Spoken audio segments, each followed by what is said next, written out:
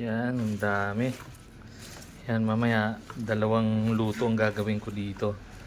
Yung iba lalagay ko sa sinigang. Tapos mamaya may papakita akong isang luto para dito sa kangkong na to. Yan. Yan, lagay ko na sa sinigang. Yun. So, nakatipid na naman si Bros ng kangkong.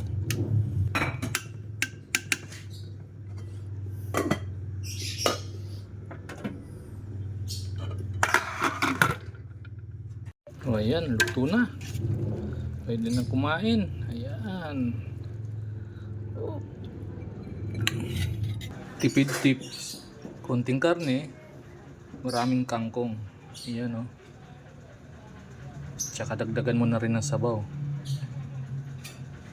Ayan. So di nakatipid si Bros. Thank you mga followers and non-followers. Kainan na.